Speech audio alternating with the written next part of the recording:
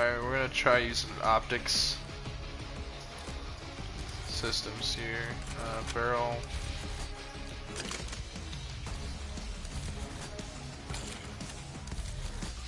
Under barrel.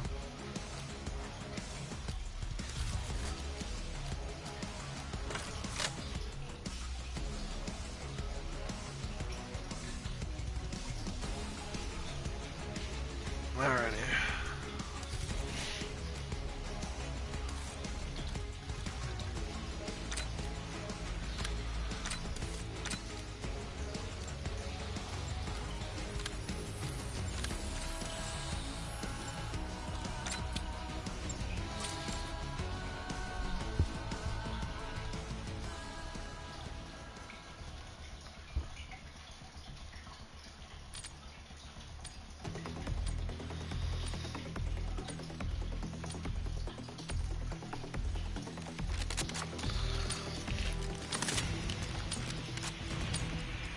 Team deathmatch. Alrighty.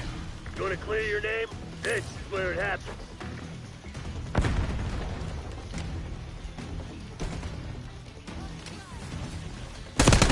We got the lead. Now hold it.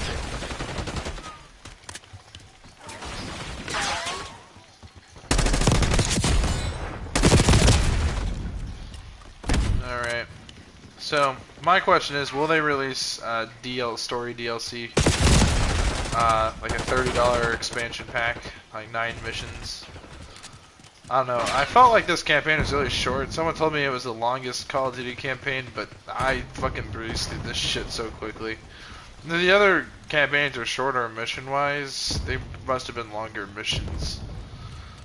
Because, I don't know. Someone said this was the longest campaign. It didn't feel like that. It felt like most of the missions really were... a lot of missions felt like they were just... multiple missions felt like they should have just been one mission long. It didn't feel like I was really progressing all that much. There's a lot of short missions too.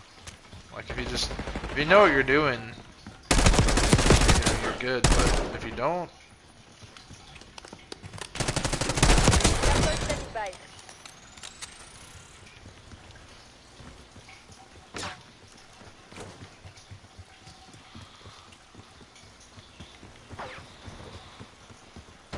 We've taken control.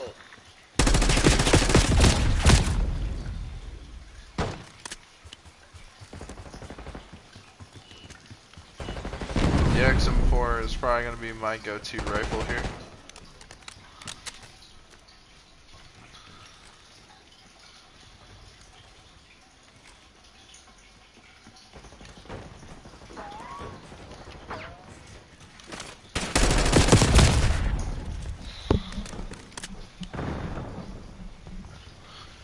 The biggest issue I have with these last two Call of Duty Black Ops games, neither of the main characters seemed all that important or fleshed out.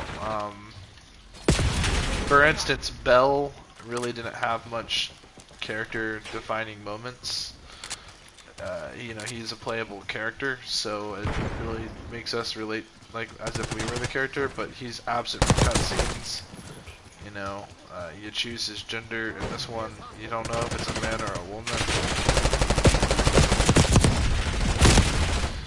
You know, you don't know his voice. He doesn't have a voice. He's not voiced. There's like no character when it comes to Bell. There's no feeling you get when you play as him. There's no. Doesn't even show you what he looks like, even when you're using RCXD. The only time you get to see what Bell looks like is when you're driving the vehicle. And if you're paying attention, his face is fully covered. He's got goggles or glasses on with a mask. The only thing you can see is his hands. He looks to be like an average, like, you know, some fair-skinned guy. He's got a tattoo of like the Pantheon logo, which has got the all-seeing eye on it. Eye of prominence.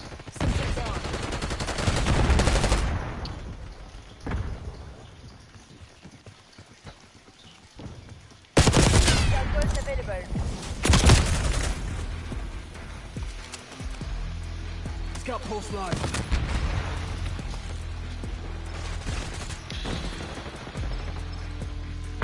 Sending flashbang.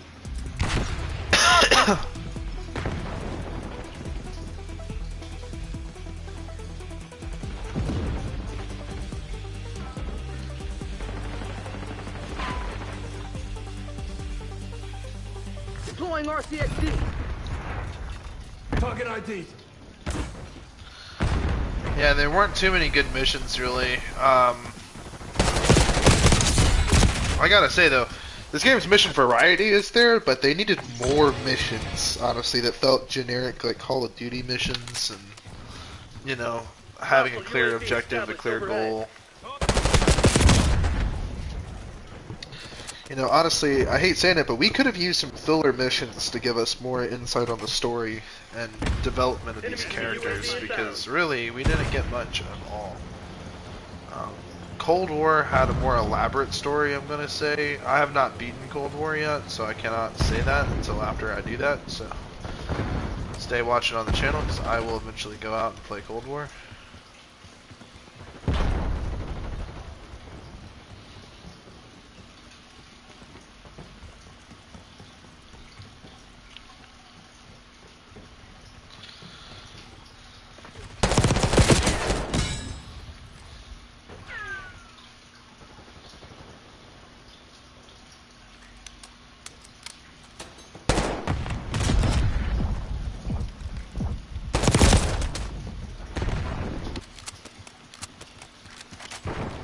Stupid bitch. We're gonna kill that motherfucker. Enemy UAV inbound.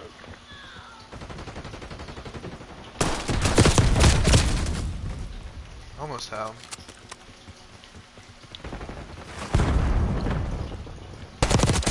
Got the bastard.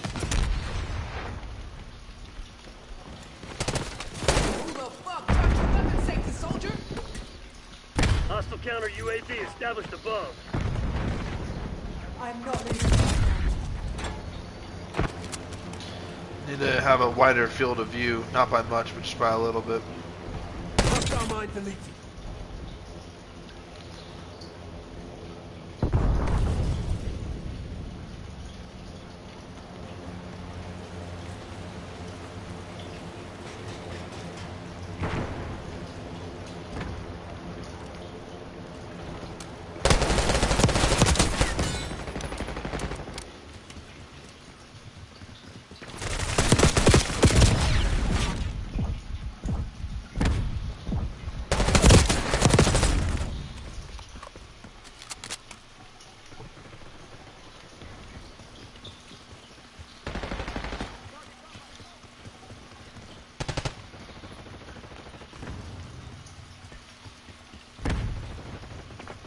You do the same for me.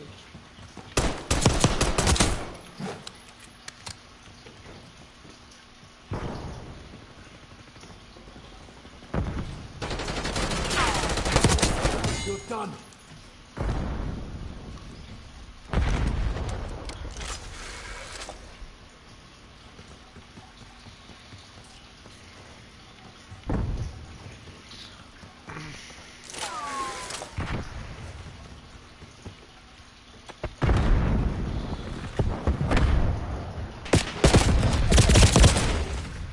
Yeah, this game definitely borders with grounded in reality technology.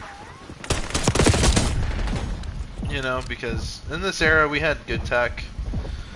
Obviously more advanced tech than this Cold War era.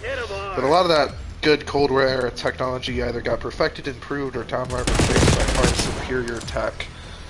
So it really does feel like a lot of weapons and stuff that you do in the missions and whatnot, like, it's cool.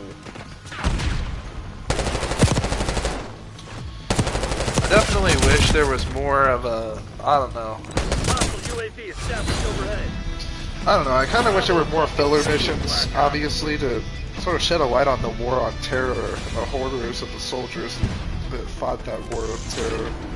Would have been really cool to have a mission take place on like a US, on like a giant boat.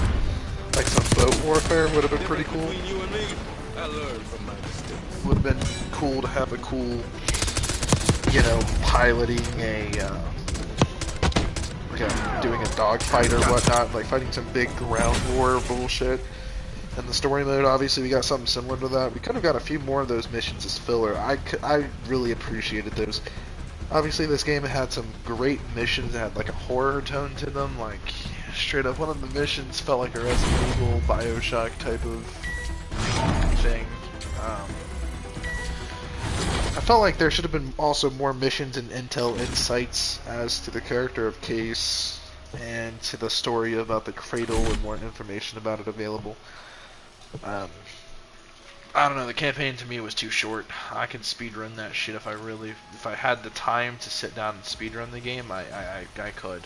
Okay? Easily. Unlock this character at level 40. What time do I unlock this character at? Level 22. Marshall. Currently, these are the only current operators available. I don't really like this character. Looks kind of goofy. I don't know. None of these characters look good. I'm just gonna keep it point blank and simple. None of these characters actually look interesting or good. What do you call it? These are the only two characters I believe that are purchasable on this team. A zombies character and whatever the fuck this is supposed to be. Some sort of creepy C-3PO thing. I don't know. I gotta go take a shit, so hold on. I will actually restream later.